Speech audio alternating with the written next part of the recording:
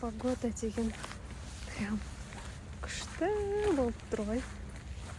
Қалада жүре бергім келеді. С утра барып қанша километр жүріп келе жатырмын жаяу. Күшті болып тұр ауа райы. Поликлиникаға барып келе жатырмын. Бірақ неге екенін өзім білмеймін ғой. Әйтеуір барып келе жатырмын. С утра ешкім қонаққа шақырмайды. Мен тұратын поселокта с утра барып отырып қайтатын жер жоқ. Сол үшін поликлиникаға барып келе жатырмын. Живое общение керек.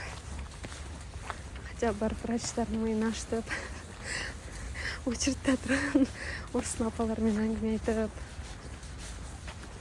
Сол. Келдім неге. Менде жұмаға дейін, 11:20-ға дейін ғана бос уақытым бар ғой негізі. 11:20-да қызым сабақтан шығады. Сол уақытқа дейін жалғыз өзің наедине болуға уақыт бар. Мен келдім негізі жүрегім тірлігі бітпейді ғой жұмысы. Бірақ та арасында солай жалғыз өзің қалып немесе бір жерге шығып, біреулермен әңгіме айтып келгім келеді ғой.